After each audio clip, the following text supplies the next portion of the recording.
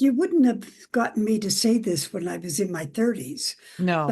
um, but now when I look back on my life, I know that I was meant to do what I'm doing. Yes. And I have in the beginning of my book a spiritual transformative experience that I had, but I also got messages, direct, loud voice messages saying, I have a job for you to do and you need to do it.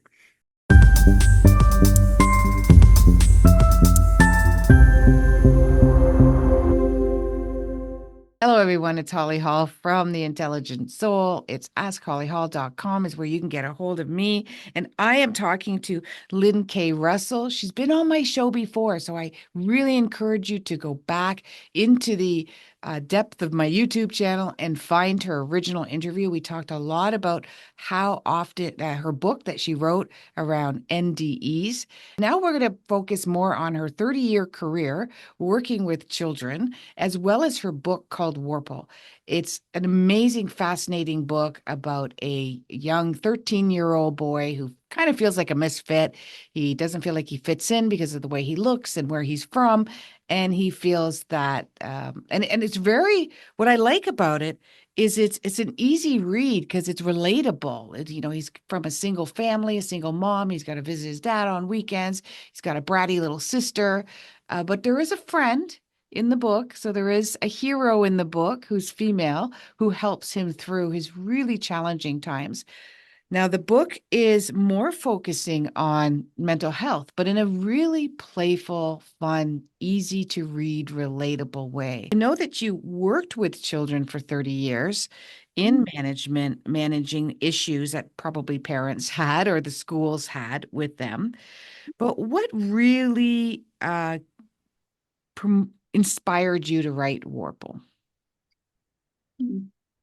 It's a long story, but it started with the little creatures that are in there. Um, Oh, that's right, because you used art to work with your yeah, students. Yeah. yes, I did. And well, sometimes. Um, and so I started doodling and doodling these little creatures, and they were just warm fuzzies. And so people kept saying you should do something with that. And then I thought about the issues that children, especially preteens, have to deal Yes. to because there's so much negativity happening right now. And I wanted them to know that they could make more positive choices in their lives. And so that's why I wrote Warple. And I love talking about it because nobody else talks about her. So that's great.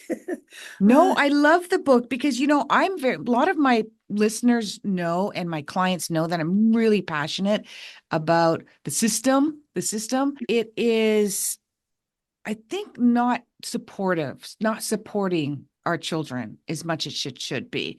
And I'm Yeah, not, I'm not putting down any counselors or therapists or teachers by all means, but I think their hands are tied as well too. How do you feel about that? Do you resonate with that? yeah, I do. Actually, one of the very first places, because there's three areas where the system, the government or whatever, cuts back on. And the very first one is education, social services, and health. And the reason for that is because they don't bring money in. Right. So they don't get as much attention, and unfortunately, and so I just sent a bunch of notices to the school libraries on Warple. And I love that you have a book out like this, Warple, because it really, honestly, if you're a teacher, and I know teachers can, my daughter's a teacher. She can pick what book she wants to read. And if anything, that's where I would go. I wouldn't even go to the school board. I would go straight to a teacher that maybe even works with, teenagers or Yeah. young teenagers, specifically, as you said. If you're a teacher, and I know a lot of my clients are teachers, just take a look at that book and see if it can be a project for you and your children, your students to read Warple. Well, let me tell people a little bit about I'd Warple. like, yeah, please detail more. Yeah, the story is that that he Cam. yes, his name is Cam, and he lives in the projects, or that's what they're called in the States. In Canada, it's the subsidized housing. Yeah. Uh, and so he's in subsidized housing and he's not happy about it. And because there's wealthier homes around him, and he feels like a misfit. And he's also teased a lot and bullied by other kids, and Yeah. particularly Jason, who's the bad guy, or one of them. Anyway, so what happens is that Cam is thinking that he can get out of this situation through football. Football team captain insists that they have good grades. And Right. so he is very diligent on his homework. But there's one science project that he hasn't quite done yet. And so his mother insists that he's got to do it or else he doesn't see his dad on the weekend. Is doing this homework assignment, and he accidentally comes across a creature from another dimension called Worpple. Now, the character is called Bream, Breem, and Bream is from the land of Worpple. Oh, And so Bream takes him to Worpel and is going to show him around and bring him right back in the same day. But the evil magician comes into the world, and these people have never had a war, and they're very loving and kind and gentle and don't know how to deal with evil. He's enlisted to help them. They travel from the school, Bream School, over to Zarlok. And Zarlok is the big wise man that's going to help them to get out of this. And it's a warm, fuzzy story. It really is. it sounds like it. I love it. I love the fantasy part of it as well. I was gonna mention that. And that's very, popular right now, Yeah, right? yeah. This could be a And so movie or an and so animation. yeah, it's and one of the things about Warple is that all the creatures are cartoon. So he learned some lessons, and the lessons he learned, and it's all through all kinds of adventures. He learns that about the oneness and about us all being connected with on one another.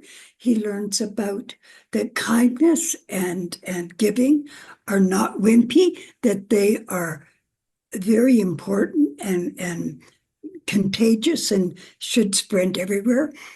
He also learns that anger comes back at you, and he learns that love is the most important power there is in the universe. And so that's what he learns. If you're a teacher, I'm going to share this with all my teacher clients. You got to get a hold of this book. We need more books like this. One of the other things about it is that adults absolutely love the book as much or maybe I more. was going to say that. Like my Yeah, inner child was coming out when I was reading it. Like seriously, 'cause I was bullied when I was a kid, and I relate. My parents split up when I was a kid. Parents split up. My mom, we moved into the projects. That's what we called it. And I liked it there better because I had a whole bunch of friends. We all kind of hung out in a gang. and my And kids did too, actually. I it was was a single fun. parent. Yeah, Yeah. I felt more connected. And we were all different ages too. Like we didn't care how old we were. You read a book like this to your child, and your child may bring some questions up or relate to something that you didn't even know until you read the book together. Good point. And I Yeah. wouldn't read it in a big chunk. I would read it every night. Just read a few.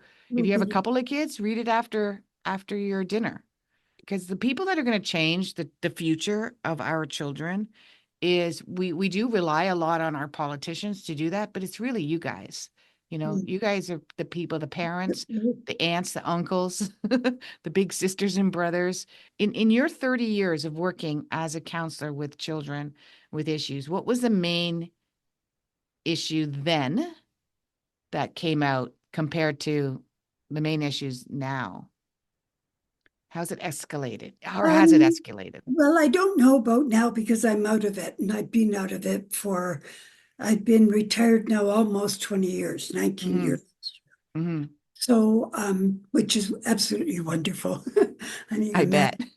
What I found when I was working was that too much of the helicopter parent, they wanted to jump in there and do things for the children. Now, let me tell you a story about that. Um, when I was a child, I was assessed as mentally slow, and they As called it mentally what? slow. I was retarded, is what they called it in those days. That's what they called my brother too. Well, they Yeah. called him socially retarded. They Oh, don't use that word anymore. I might have to bleep this out, but that's the way it was. Yep. yeah, I was intellectually retarded, according to them. Anyway, Yep. so I was put, now we're going back to the 40s, people. So, and they didn't understand about the different disabilities that people have now. Like I'm dyslexic, and I'm Right. also So was my ADHD. brother. Yeah. Yeah, I'm not ADHD, but I am ADD. And I daydream and I'm gone and I'm very easily distracted. And sometimes when I have interviews like this, I can't remember what I was talking about. So I'm very grateful for tolerant people. And it's put in a special class for children with lower IQs. I was in grade two for 3 years. So when I left, I I left school at 16 and I was in grade eight and I never finished grade eight because I just walked out when I could because school for me was a real, I hated it. Like after the 3 years, I did go on to the other grades.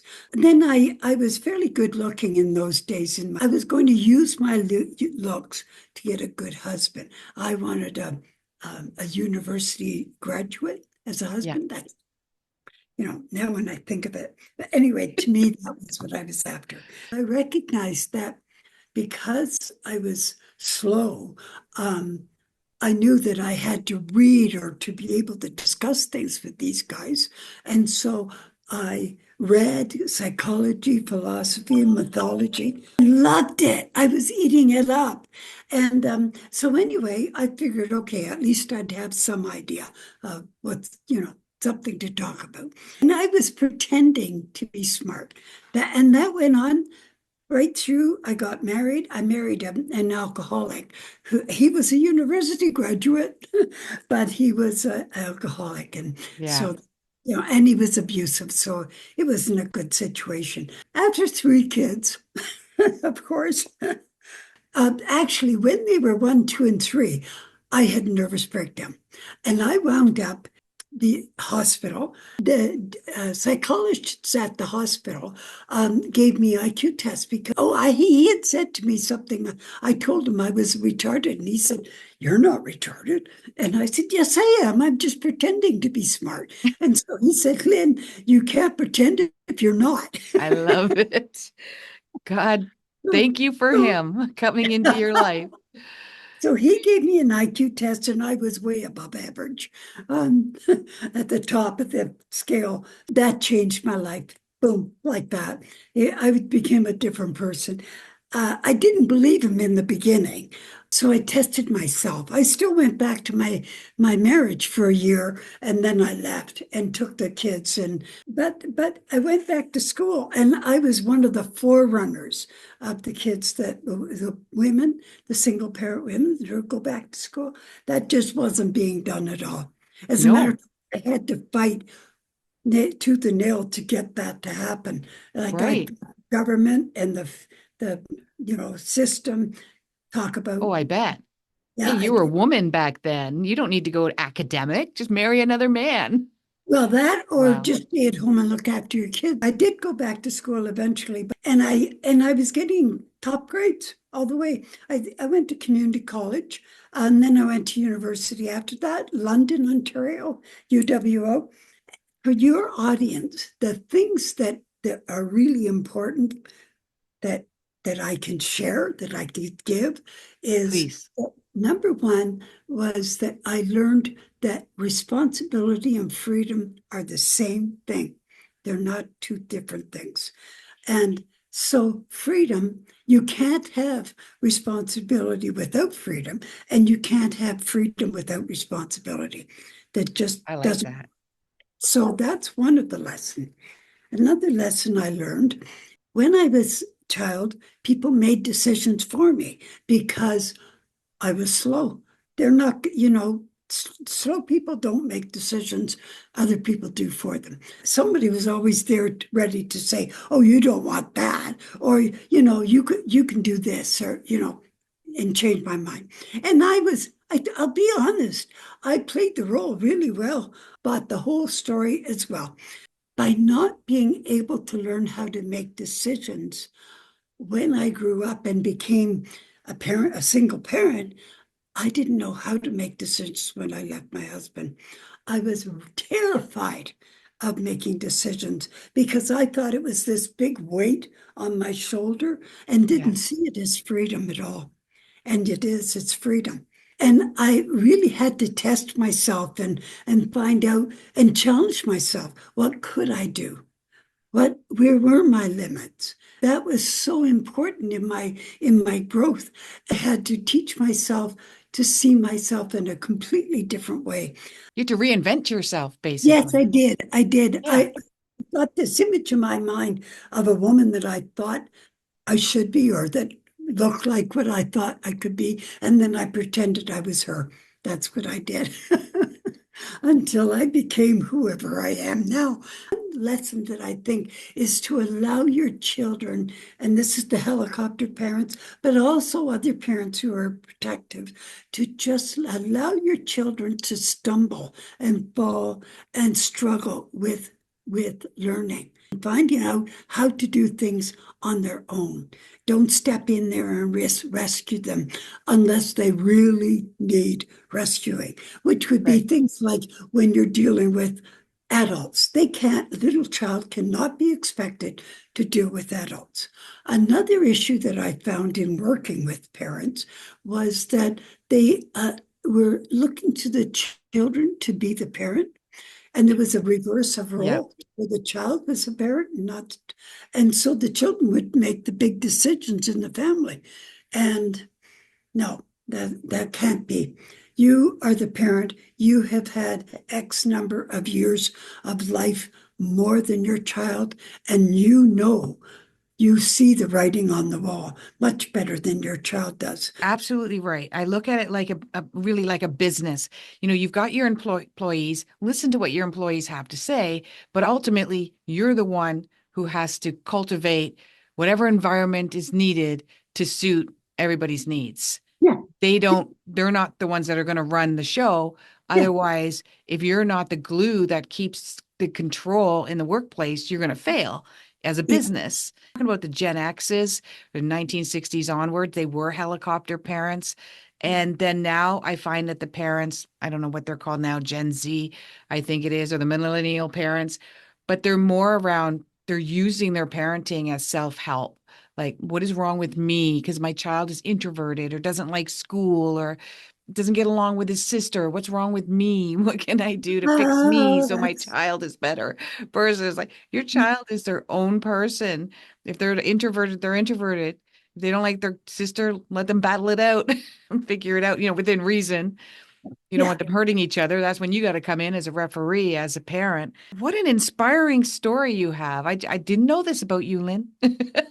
I Yeah, love but this I know, story. and everybody tells me to write because I'm a writer. So why Yeah. aren't I writing my story? I've written it actually, and it's absolutely horrible. So I think what I'm going to do is just make it like short stories, like Yeah, make it event. like a diary, make it like, yeah, like short stories of survival. Because, I mean, what's different about yours is the day and age that it happened.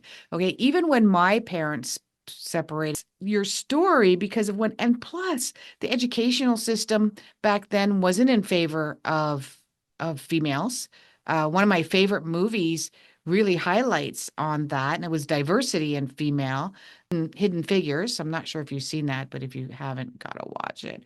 And it was women of color that came out of schooling expecting not to get jobs, but they learned math, they learned physics, they were scientists basically, and then they got a job with NASA.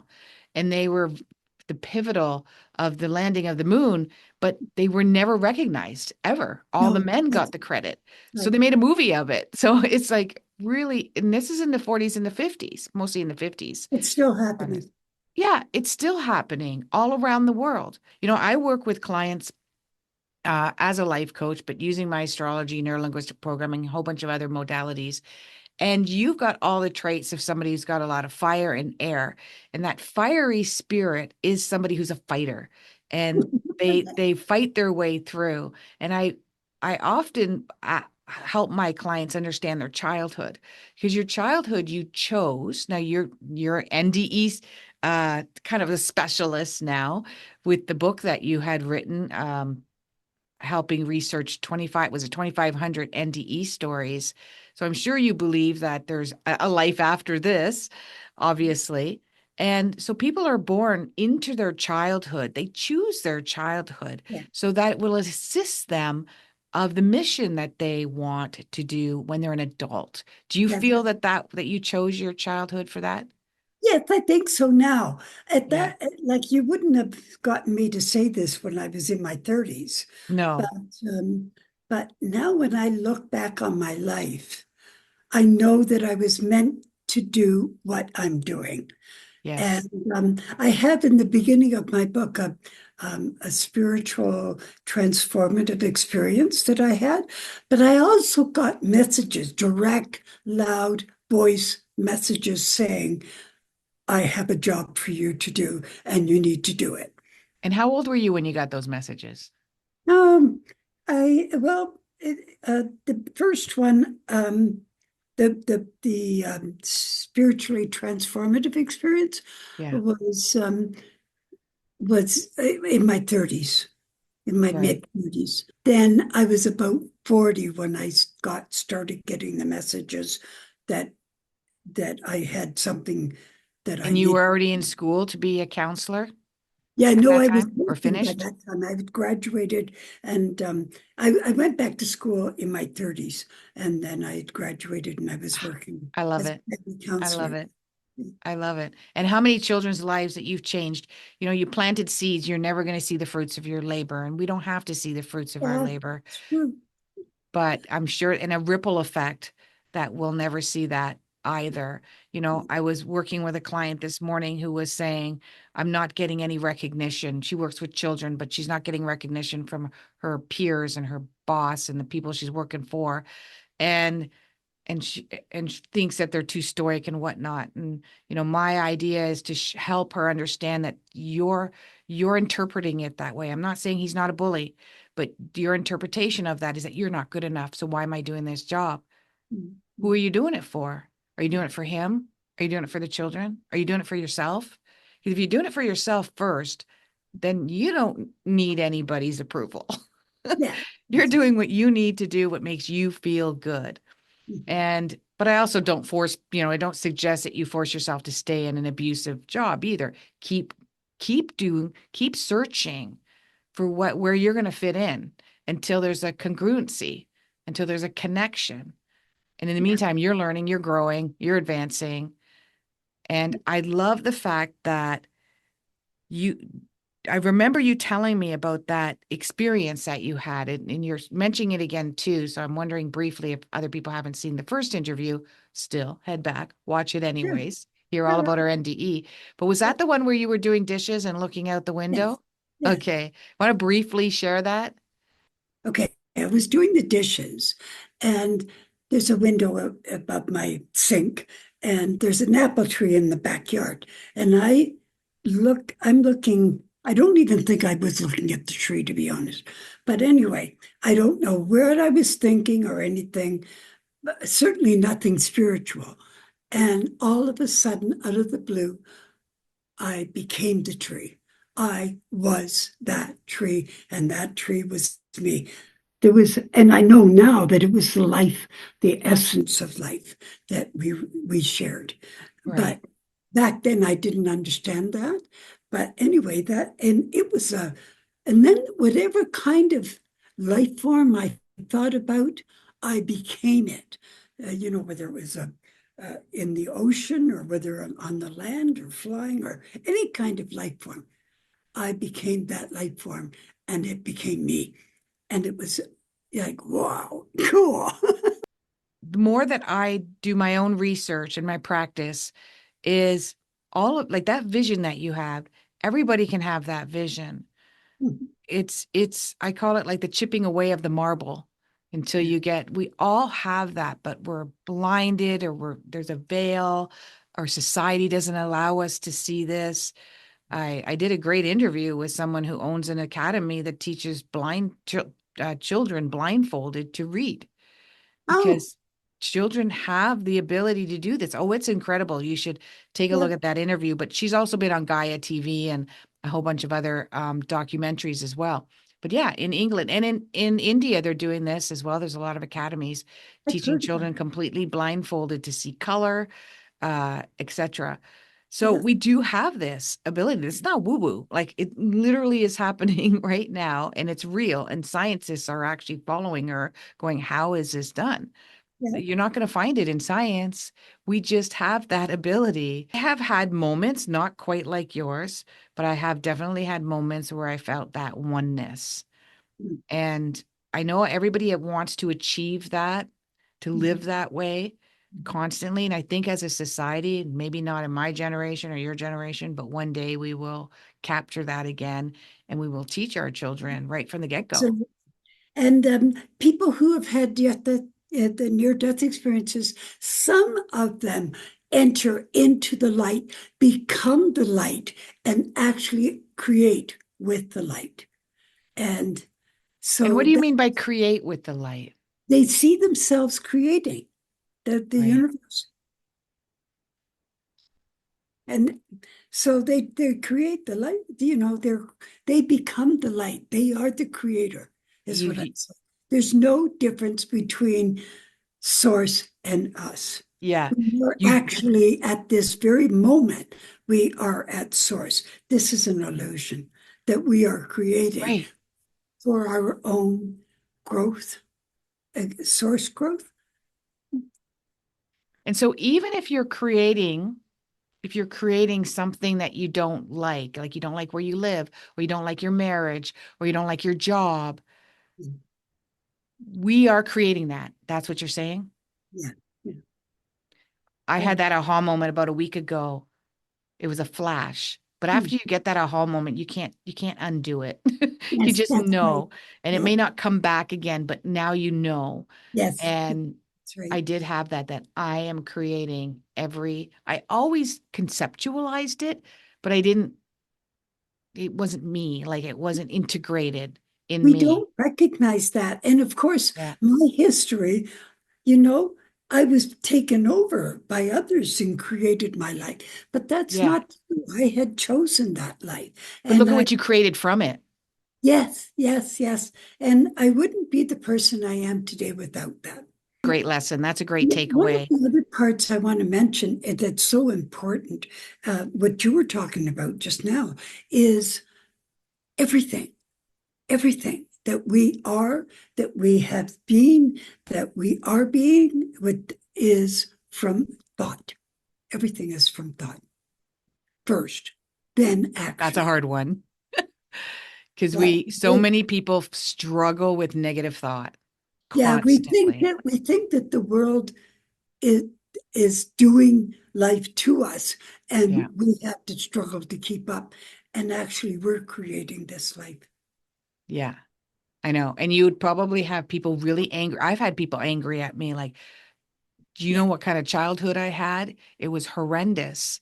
How can you say that, yeah. I chose a life like that? How can you use it to be stronger, to Yeah. be better you, to be a better you for others? And find examples. That's where you say freedom. And what was the other word not responsibility? Was it the word you used? A freedom and responsibility. Yep. Right.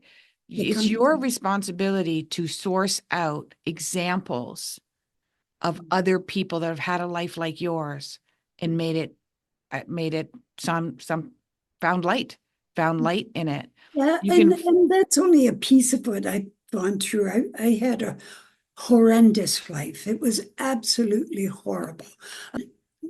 If I could scream anything to the world, that would be my message, that you are so beautiful.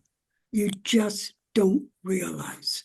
And we need to. We really desperately, if you want a peace in the world and a good quality life like the daydreams that we have, then love yourself. Absolutely. The first one, the very first one. Look at who you really are. You are source, quite Yeah. literal. And yet you're saying you don't love yourself and your source. You are the creative force of all that is. Well, what isn't there to love? Well, there must have been a time where you didn't quite love yourself either, I'm Yeah. sure, right? Yeah. Okay. In the universe, the consciousness creates what's called particles.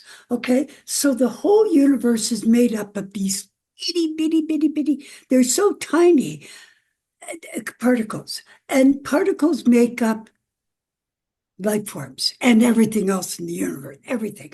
They make up the atoms. And so that, and then I thought about going back in history to the beginning of life on Earth, and I thought about that first life, that very beginning life, and it would have been like a single cell something or other, and and that it joins together with others. And it was a life form. Each one of those were a life form, and they joined together until they created human beings. And so that means that every aspect of our being is a life form. All our cells are alive. Oh, yeah, Yes, absolutely. yeah. And And they're so, all struggling to survive, even the bully ones, even the ones that are like trying to destroy your body. They want to survive too. yeah. And so what I do is I fill myself with love. When I'm meditating, that's what that message was. That was my meditation time. Um, anyway, when I'm filling myself with meditation, I fill myself with my love. And then I spread that throughout my body. And I talk these love, warm, fuzzy messages to all the different parts of my body and say what a great job they're doing and how much I really appreciate. Yeah, and I think I like that that. yeah, I think that's really important. I like that. I might put this in there. I like that because instead of saying, I gotta love me, look in the mirror, go, I love you, I love you, I love you. Some people think that's too ego and it's too much ego. But can you love your eyes for seeing, your ears for hearing, your Yeah, stomach for digesting? Can you love your yes, toes for helping you walk and love yes, all of the little microorganisms in your stomach for helping you digest? I yes, don't exactly. I feel okay about doing that. Yeah, yeah, yeah, yeah. So that I love that. I love it. Experience that yourself. oh, And I'm following, I've got a teacher that I'm following, and this was an exact question in a seminar that I was at yesterday. And I asked that question and I said, how do I love myself? Because that was his answer to my question. And he had said, you don't love the way you look. You don't love the way you talk. You don't love the way you act. You just love your being, your beingness, just that you are a being. yes, You can love yourself for that because we'll always find ways to judge ourselves. Well, we're yes, not perfect. We yeah. make mistakes. We're all learning. We're all growing. We have And that's things that we don't like, but yeah, you don't have to look at that. You yeah. love just being you. And And that was like a light bulb moment for me. I yeah, was like, yeah, wow. yeah, yeah. Because when we leave here, that's all that negativity is gone. Yeah. Actually, it's sort of gone. And And so then is your clothes, and so is your house, and so is your body, and so is the hair you don't like, and the big feet you don't like, and everything else goes too, right? yeah, yeah. And yet so that would be my big message is to just know that you are beyond magnificent.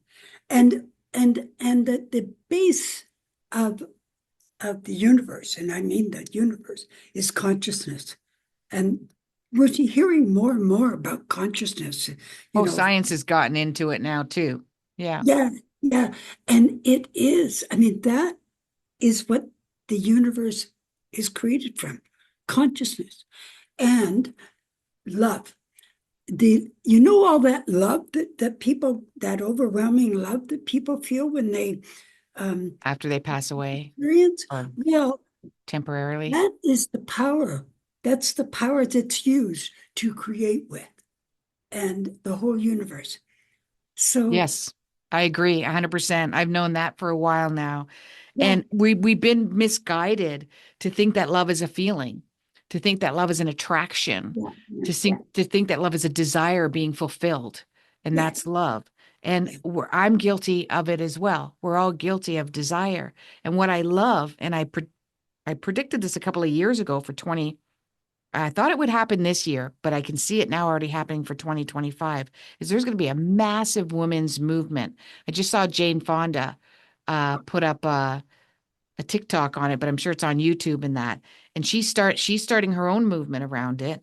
And and there's a bunch of young girls doing it as well too. And it's about just denying the products that are made for women. Stop Uh, buying, stop purchasing, make your own, buy it from other women that are making their own or stores that are making their own. Doesn't mean you can't use makeup. We've had makeup till the dawning of time. Women and men have adorned themselves with jewelry and makeup and even different types of tattooing and whatnot.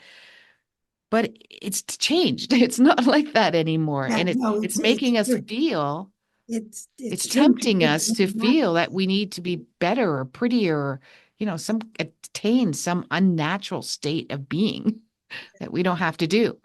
that. I love it. Yeah, I love it. I can't wait because I think it's going to be a massive movement and it is the biggest money-making business in the world is selling to women. yeah, yeah. And women are the purchasers. We're 80% of products purchased are from women, Yeah, whether it's for themselves or for their family or for their children, for their house. They figured this out in the late 1950s. You probably remember that don't sell don't make your advertisements selling cars to men. You got to sell it to women, yeah, including the dishwashers yeah. and all the appliances. Women are the ones that are saying yes or no. Well, this has been another fascinating conversation with you, Lynn. I could talk to you all day. I really enjoyed this. And your words of wisdom, I think, are going to ring, and I hope they ring in people's ears for days and days to come. Because, and it definitely is, you made my day. Because Mm, when you take a look at the way that we're made, it's insane. yeah. It's insane. The mechanics of what makes a human being a Yeah, human we're being. lingering on ancient history that we need to throw out. Yeah, absolutely. There's a great documentary called Crazy Wise. I recommended this quite a bit a few months ago because and it's a documentary that shows a difference between a tribal group, like a traditional tribe, and what they do with young children that seem to have special abilities as they look at it when they're born and there's something different about them. They're acting different. They're not learning the same as the other kids. They see them as somebody that's been specially chosen for the tribe and they start Oh, cultivating those oh, gifts that the ah, children have. But in our society, we label them, we medicate them, yeah, yeah. we toss them And aside. and if I had been raised in Alberta, I would have been sterilized. Get out. Yep, In the 50s? yep. They sterilized all the people who weren't, top of the class. Well, slow people, people We who didn't were want to or procreate had them. all kinds of issues. Like they Wow. just They're trying to didn't fit. breed you out. Yeah, yeah, yeah, Wow. I, you know, when you think about those things, and I know a lot of the history of Canada, even with the Indigenous, and I don't know too much, yeah, we have come a long way. We yeah. have more freedom now. I said this to a client this morning. We have more freedom now. 150 years ago, you walk into a candy store, if you were lucky to have a store in where you lived, and you'd have a choice of a few candies, maybe three or four candies. Now you walk into a candy store, there's way too many choices. And I think that might be it's an advantage that we have so much choices in our world right Yeah, now, but yeah, it can be a detriment as well. We have too many choices in this world, but we have a choice. That's yeah. ultimately what it is. You have the choice. What do you want to choose? And thank Absolutely. goodness Choice none of is that stuff so happens important. anymore. Well, Yeah. not in Canada anyways. Who Yeah. knows where it's happening? Wow. In Alberta. Can I And then mention my book, my yes, NDE? please. Let's talk about where people can get your book, Worpple, where people can get your NDE book, if you want to mention that as well, where they can get a hold of you from your website, etc. Okay. Worpple is on Amazon and all the other places that they like Barnes and Noble and so forth. And it's Uh, two P's just for people to know, but I'll put it down in the description. okay. Okay.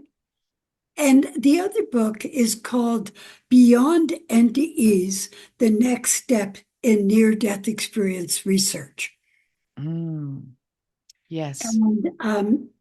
And that one is